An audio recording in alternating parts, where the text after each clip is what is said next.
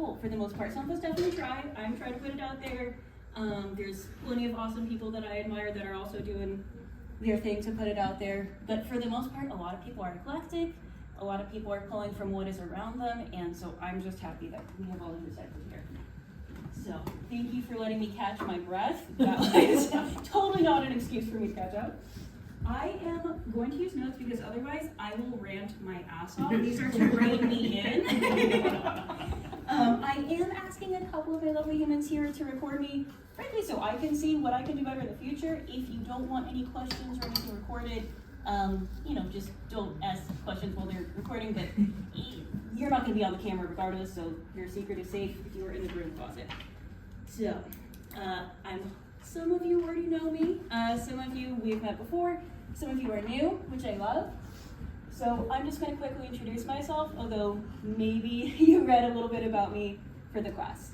I am Owen. I did take my name, I named myself from the very concepts that we are talking about, because I've been in love with Druidry for over 10 years. I've been practicing generally pagan witchcraft stuff since I was 15, but I've officially been doing Druidry, actually with Armoriax Fane, initially since I was 17. So it's been a cool 10 years with that.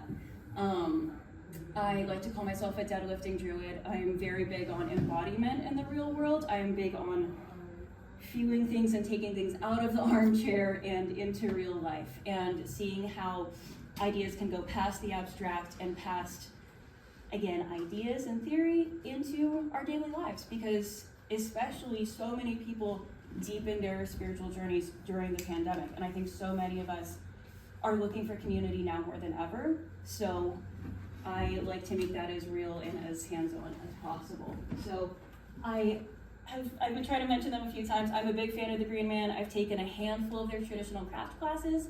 It's definitely not what we're up to here, but I love to learn from different traditions, especially when some of the sources actually overlap quite a bit. So Druidry and witchcraft. This is actually the first workshop I'm doing that is not specifically focused on the Morrigan. I am a huge, I think fangirl is an appropriate word. I primarily work with her. She's my patron goddess. And I love talking about how I offer my way training to her. But this is the first night that I'm branching out a little bit because it seemed most appropriate to talk about Bridget. But before I get ahead of myself, y'all are practitioners, obviously. What do we know about fire magically? What are we coming in the door with? I know I'm putting you on the spot. I'll have my fucking little charts fire, but fun. Yeah. I don't speak to how everyone else uses it, but certainly for me, it is mainly two things. It is either a source of energy and fuel, passion, power, intent, or it is a destructive, cleansing, consuming force. And I tend to use it either as one of those two things, as energy, like contained energy to power something, or destructive energy to remove or cleanse something. Word. I think a lot of us definitely come in with that idea of fire as cleansing. Was I cutting anyone else off? Anyone else have 2 cents? Please.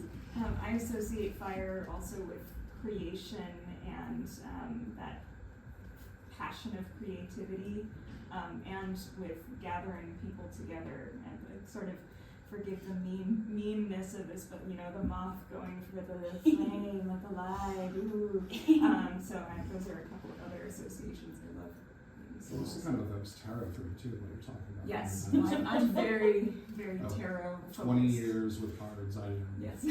That's what's up. So all of us do have our own correspondences, and all of that does overlap with what we're going over. Tonight, I want to start off first with that idea of the Awen. The Awen is basically the fire in the head. It is the inspiration that supposedly lives in the head of all poets, all madmen, and I like to think all witches, because it is that sort of fire in the cauldron of the mind that spurs you on to go to the other world, to go where, there's a Celtic phrase I love that says, those who venture into the other world emerge either mad or a poet. And what we're doing as witches is harnessing madness a lot of the time. And that element of poetry is something that is very sacred in Celtic mysticism, and it's not that there's anything wrong with pretty poems and haikus, but it is not just that. It is the element of being able to travel the realms, to go to different states of consciousness, both different realms, and to master your own system, and then come back and take that wisdom sort of shamanically so you can engage with your own community in addition to the gods, the nature spirits, and the ancestors. So it's really harnessing that experience. I want to start off talking a bit about also the goddess Bridget. If there is any goddess that embodies and relates to fire in Celtic mysticism, it is absolutely Brigid. One of the meanings of her name is fiery arrow, and she is a goddess of poetry. She was a sort of patron goddess of poetry and poets, healing, vitality, which is a theme, and smithcraft. So she was a goddess of the forge, where you would literally sort of create the tools that would serve you in life. And a lot of this, since we're not farmers, like we're not out here blacksmithing on a day-to-day basis. If you do, super cool. But I sort of see this as, what do these tools have to do with us in the here and now? So Bridget, and I promise to not get too much into the lineage of the gods because that's so in the weeds. She's a daughter of the consort of the Morgan, actually, the Dagda. One of the translations of his name is glowing head or beautiful fire. So there's this idea of fire as a unifier of the realms. Now, when I talk about the realms, I'm talking about land, sea, and sky. And in Druidry, generally speaking, I'm sure there's people that disagree and do their own thing. Land, sea, and sky pertain to ancestors relates to the sea, sky relates to the gods, and land to the nature spirits, to our flesh. There's a very catchy pagan witchcraft chant, earth my body, water my blood, air my breath, and fire my spirit. Many of us know it. I'm sure I've sang it at some of you in ritual.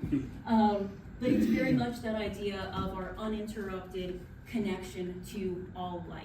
And that's a really crucial idea to Druidry itself, is that interconnectedness with my flesh is the soil. The rivers are the blood of the earth, which is my blood, and that's how we tap into that. So where fire steps into that is, it's not any one of those realms specifically, it's the unifier that tears through all of them. And when you think about fire as the force of inspiration, we're realizing when we talk about that fire, it is that drive of inspiration that takes us through those realms, literally and otherwise. And the ancient Celts and me today, I'm humbly trying to bring it back, we're big on wisdom through ordeal. So like traversing into caves, going on ocean journeys, like doing things that strained the hell out of you physically, so to sort of help you reach that altered state of consciousness. Where Bridget continues to relate to this is she kind of is that current of fire as vitality and inspiration. She is that current continued from the Dagda. So I see the gods as many things, but in a big way I see them as concentrated energies. So when you see things like the gods being almost seemingly petty with each other and feuding with each other, they are currents of energy. They are not people. I don't think you need to be a people to be real. So that's a whole different conversation that I won't get into. But when you look at it that way, that's why sometimes in some of the myths, some gods, or they're just polyamorous, they will link up with each other in one myth and then another one in a different story. So they could be it could just be in this story, their energies are meshing to form a different outcome, or both. I tend to go with both. So Brigid specifically, who becomes a goddess of the forge, in what's called the Book of Invasions, because a lot of Irish myth is around fighting, it says that she's born at a liminal time. She's born at the time of dawn, and dawn basically signifies new life. When the new day is sort of coming into being, it's literally a new beginning. So it's said that she was born with a burst of flame radiating from her forehead, which is where the cauldron of the mind is. We'll dip into that a little bit later. She was born with a burst of flame radiating from her forehead that reached from the earth to the heavens. So again, we're thinking of this is that connector between all states of consciousness, between all states of being. It's what leads us to the ancestors, what leads us to the gods. It's our driving force of connection. So I did bring touch on the three realms and how they relate to the powers that be. I like to call them the PTB, literally from, if anyone watched Buffy and Angel, they started abbreviating powers that be to PTB, and I've started doing that too. So again, fire is a spirit in its own way, but it's seen less as, like, a lot of us are familiar with the sort of compass, the sort of 4 elements, stuff like that. It's not quite the same thing. Irish numbers are really funky. I was getting way too into this at like 2 in the morning last night.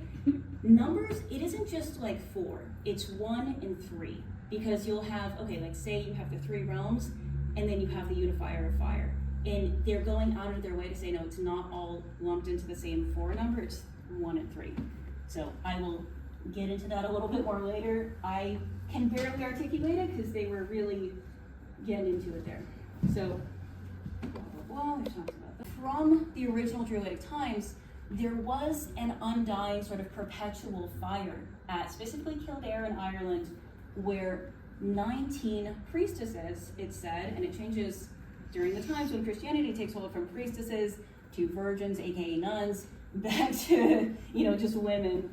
And it is funny to see those words used interchangeably, because a lot of us already have this idea of priestess and virgin basically meaning woman who is complete in herself, basically a spiritually sovereign woman who, in this case, is devoted to the life force, the flame of Bridget. And to get into the numbers, I got very nosy, as I usually do, and was like, why 19? What is so special about it? So, where was my attempt at explaining this? There's a few different reasons that I found.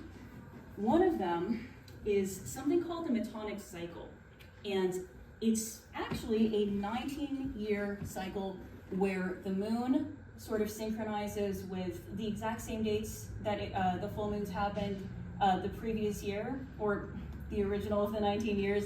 It's when it all happens again at the same time. It is basically when the full moon realigns exactly on the date of the winter solstice, and more broadly, for the solar and lunar cycles to synchronize. Please do not ask me for too many details on this. I am pretty sure the ancient Celts knew a lot more about it than I did.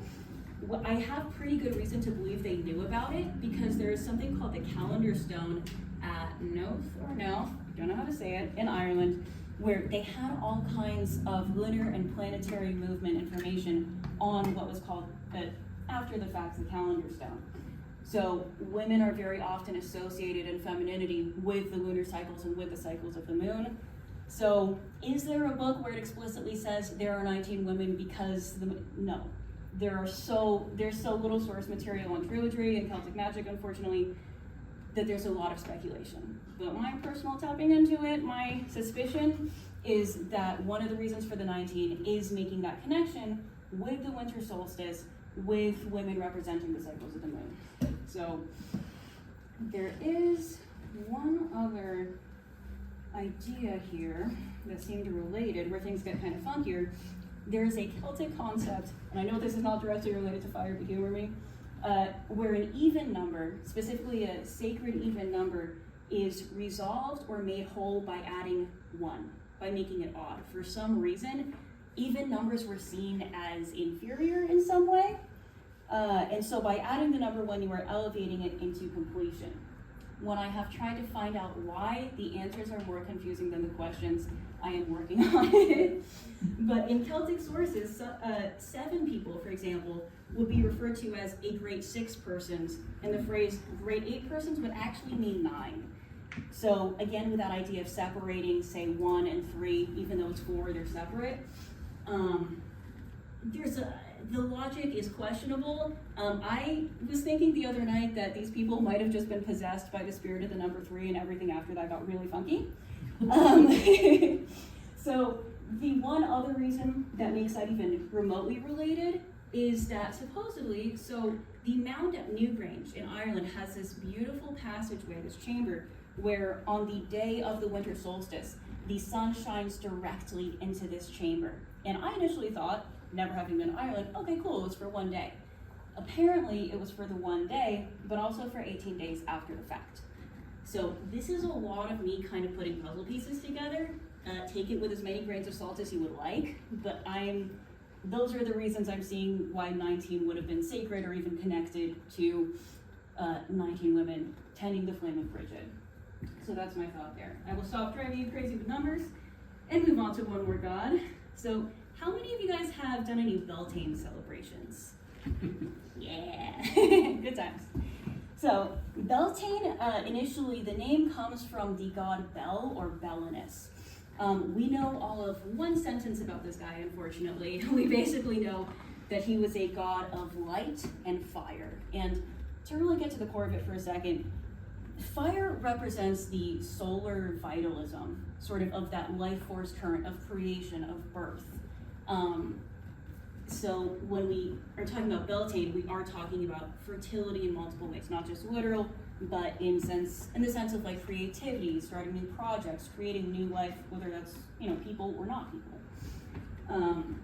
So Beltane itself means the month of May, and if you guys, some of you that have been to these rituals know that we like to jump over fires for good fortune, for good luck, and ultimately for fertility in our projects, in whatever we're doing. If someone's trying to conceive, it's especially good. If you were just trying to breathe life into a passion project of yours, just as good for that. So it does represent that solar life force. And in the origins of Beltane, the ritual fire would actually be started by the High King of Ireland himself. And there's a lot of potency to that. Because ultimately, mythically, and for a long period of time historically, the High King represents, obviously, kingship, monarchy, guy who's running things, blah, blah, blah. But the king was really supposed to be the embodiment of the health of his people. It's why, unfortunately, at least mythically, a king that was unsound in terms of his own health, and you can read that as physical or emotional in other ways, a king that was unsound was not fit to be king. And you can dive into all the myths that relate to this, where someone gets ousted because he gets his hand chopped off. The hand really means that he's not right to rule. There's a lot to get into there. But, pardon me, the High King really gets his power through the approval and the crowning of sovereignty itself. And sovereignty in the Druidic tradition is seen as feminine. It is seen as the goddess aspect of the land. The Morrigan is a goddess of sovereignty, more than she's a goddess of battle. That is a topic for another time. Battle is a means to an end, in my opinion. Her real gift, her real radiating realm is sovereignty. And that's how she's always felt to me. Absolutely, yeah. Like she will, don't. Anyway. I would love to talk with you more about this after. Yeah, trust me, it is my favorite thing to talk about. So essentially, the High King gets his power through sovereignty, which is a fucking woman, or at least her goddess. And you can see this in sort of alchemical terms through what's called the hieros gamas, or the sacred marriage, and some people call it the unifying of opposites. I see it as very complementary. And for people that on the internet that confuse this very often, this is not dogma, this is not literal, these are energies, these are currents. It doesn't mean that men and women have to act specific ways to be masculine or feminine. Please, God. Like, anyways. So to go from there, mystery for another time. Essentially, there's a lot of power to that flame of life being lit by the High King, by all that he represents, to keep that divine marriage between order, which the king is supposed to uphold, and the chaotic change magical elements of sovereignty through the land. So to start new life at Beltane through that power is very potent. Something that I find really, really funny. So a lot of the time in history books, I'm sure that research gets dry after a certain point, but the downside to that is people don't always consider that old practices, that people back in the day in the 4th century probably also had a sense of humor. And I say this because fire was sacred not just at Beltane, but specifically at summer solstice practices. It's said that the original druids used to like to get, like Catherine wheels, big ass wooden wheels. They used to like to light them on fire and roll them down hills. Please tell me there was nobody giggling that whole time. I guarantee you they were fucking laughing. Because why else would you do that? The technical reason is, again, because fire is that solar energy. It's the life force. So the excuse at least that they're giving is, oh yeah, we're pushing it into your field because, yeah, your crops will grow and it'll make your land fertile. And also probably we're having the giggle because it's fun. There's also the act of casting embers into people's fields. And I don't know if that would have totally lit them on fire. I just feel like they were having a laugh. That's my personal suspicion. So I like the symbolism of it, but obviously that is not really something you can do.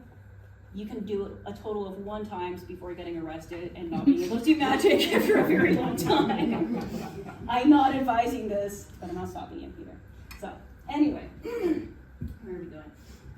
So I've mentioned Belten and Summer Solstice. I'm guessing a lot of you guys know about the Wheel of the Year, generally, right? Okay. So I'm gonna cough a lot. It's thought that basically the Wheel of the Year, I like to use it because modern pagans have agreed that we like it, basically, and there's already a lot of fun stuff to do with it. But in a traditional sense, it's sort of agreed upon that the ancient Druids, the Celts, were really only doing 4 out of those 8, what's called the fire festivals. And the fire festivals were Samhain, Imbolc, Beltane, and Lunasa. And basically, to the Celts, the year was divided into light and dark. So that whole light half and dark half of the year, it does come from somewhere. It's also intuitive, so there's that. But the light half would be called Samos for summer, the dark half would be called Priamos for winter. And obviously darkness and all that good stuff. So in relation to Belten, and if anyone needs water, please. Oh, I need water. Thank you. I appreciate it. I am so sorry. In relation to Bel and Beltane and all that good stuff, there's this idea, and this is something else that is kind of sussed out by reading the myths. There's no point where someone's like, oh yeah, Druids believe X, Y, and Z. If you want certainty, pick another path. If you like adventures and you like the research, like I do, and you like to go down rabbit holes, by all means, Druidry is awesome for you. So there is this idea through reading the myths that brightness is a quality of wisdom. And I am not especially someone that needs to have traditions as an excuse to do things. I will just do them because I like to. However, it was really cool for me to see that apparently some of the original Druids back in the day took that brightness as a quality of wisdom thing literally, and they would walk around in leathers and put feathers in their hair and dress in really bright clothes because they were doing sympathetic magic and trying to sort of invoke that quality of like, okay, life means bright, means fiery, means I'm wearing red and leather and putting feathers in my hair. Because also, again, fun and why not? So, I enjoyed it because I have a habit of, I like to dress really flamboyantly at rituals because it gets me in sacred space. It makes me more into that way of being, so it was cool for me to see that. How many of us like to collect just candles, like hoard candles? Yeah, I'm gonna go with most of us. I wanted to bring this a little closer to home also by talking about this idea of the hearth fire. And again, modern times, many of us do not have fireplaces. Many of us do not have fire pits outside, like we don't have that sort of communal feeling, either literally or otherwise. So this sacred fire that we've been discussing, this sort of renewal and continuation of all life, it lives in all of our homes. And a modern day bard that I really appreciate and admire, Ian Corrigan, who is an Armriocht fame, he talks about how the ritual fire really begins from the hearth fire, how it begins from domestic fire.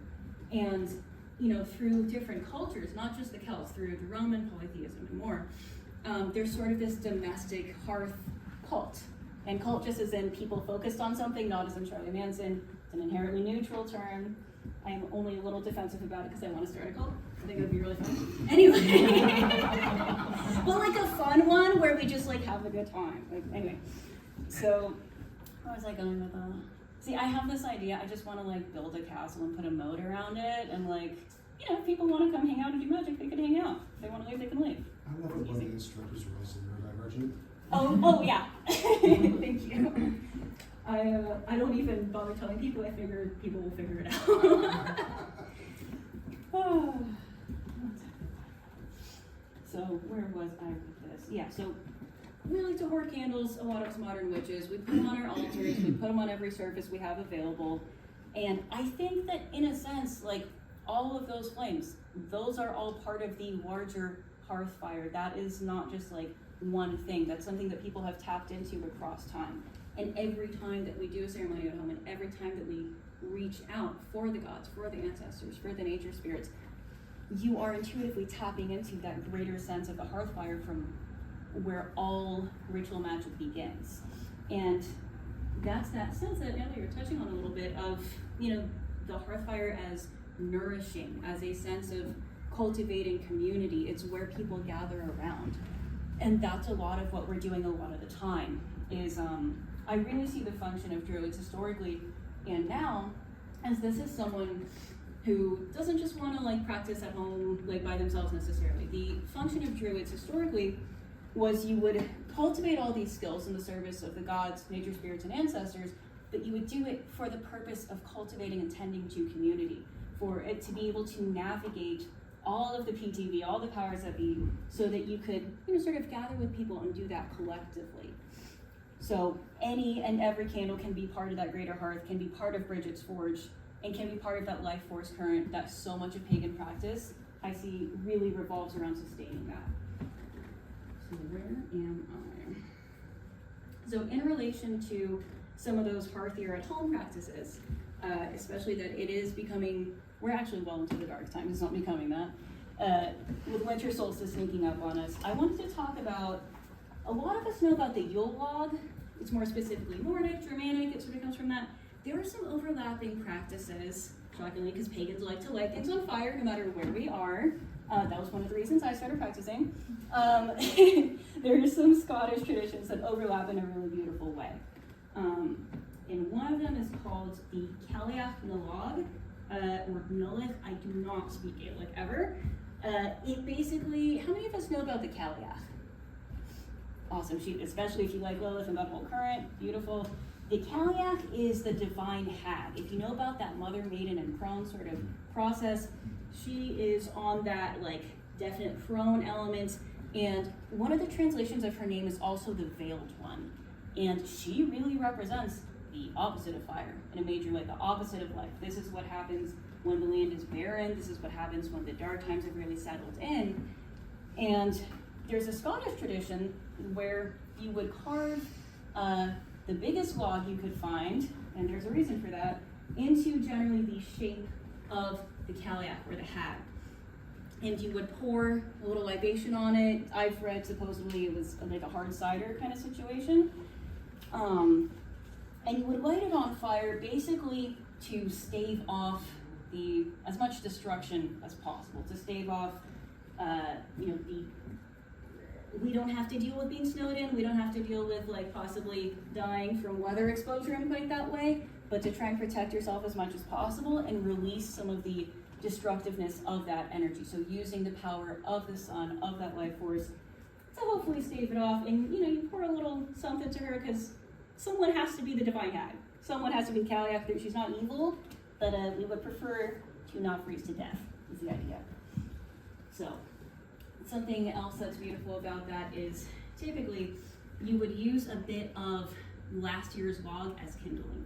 So there's this idea of continuing that sort of life force and sustaining it by recycling and reusing last year's wood every time around when you're kind of trying to banish and release those just more destructive elements.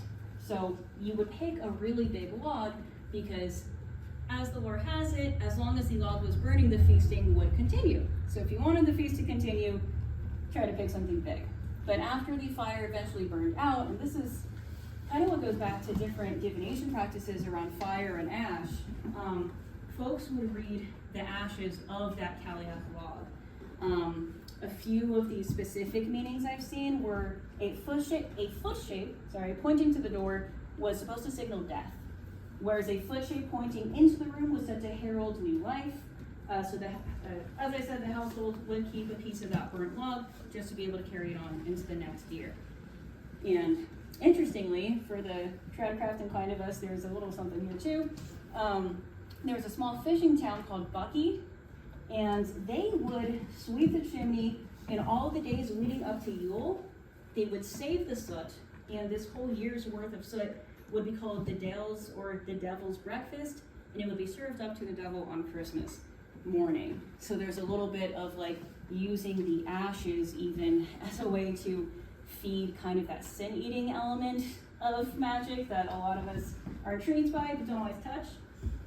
So something that I've seen people occasionally do in modern times is maybe not reading the ashes, but scrying with fire itself. I think scrying is amazing because it is so purely intuitive and instinctual. I, at least personally, when I've done it, I don't like to subscribe to, oh, this means that, whatever. It's what are you seeing in the flames? What are you seeing in that spirit of life? So there is something that I like to personally incorporate in some of my practices as well. I do have a history in the BDSM world, which is why I post on FetLife. I stopped going by Priestess because I didn't want people in the craft to think I was claiming that. That is my dom honorific. I learned that in a very different context, but it is not worth it to me to explain like, hey, I'm not trying to pretend to be like initiated when I'm not. But something I like to do when I'm sort of guiding people through embodied, literal hands-on experiences is I'll use fire wands. And it is the least painful thing in the world. Maybe it looks a little scary if you haven't done it, but I considered bringing them tonight and I decided there's curtains, I don't want to be responsible for burning down. I would like to come back here eventually. But it's basically a wand, use rubbing alcohol. I'm sure there's people that teach this, and you kind of just tap the skin. It's not really painful, you barely feel it long enough to get that sensation. But it's sort of just enough that if you are coming into it with engaging with the spirit of the flame in mind, I think it can be very powerful. So what I would like to do is I would have my bottom, or the person who I was working on, sort of just laid out. You want them to be shaved because you don't want to light their hair on fire. I've done it by accident before. And I like to tap into the three cauldrons, or what the Celts consider the energy centers in the body. So the cauldrons are, in terms of their actual meanings, I'm not going to try to pronounce the Gaelic for many reasons, but you have the cauldron of life. It is exactly what you think it is. It is what is between your legs that can create life in any number of ways. You have the cauldron of the heart, which some people call the cauldron of warming, or the cauldron of vocation. Actually, might be wrong about the warming thing. That might be the other one. I tend to think life, heart, and then in the head, again, it wraps up with that idea of Awen as the fire in the head, but the cauldron of the mind is the cauldron of wisdom. It is sort of your wisdom and vision that is behind your eyes, and where your own personal wisdom sort of bubbles and lives. And again, when people dip into the cauldrons, a lot of us can sometimes go straight for, oh, I want inspiration, I want wisdom, I want this. But I think it's important to take the whole journey of learning to feel that fire as a unification of the realms. So we will dip into that a little bit when I'm done yapping at you. Okay. I was told as I was running atrociously late here that the Songs of the Rocky Horror Picture Show will start to be sung downstairs at 8 o'clock. So I don't care, but I'm definitely going to try and get any, I don't know how much serious solemn stuff we're doing tonight, but any of that I'll try to get out of the way before 8, just in case you're like deep in trance and suddenly someone starts singing Touch Me or whatever. I don't know. Anyway. So, might join us into a whole other realm of people. Oh yeah. Might just join in. I know many of y'all would. Oh, I was even just thinking, in a trance, and all of a sudden they get horny at you. Just go bleed in. I mean, just to say that. Not to throw you under the bus, but Annabelle here did actually win the karaoke competition at Pagan Pride for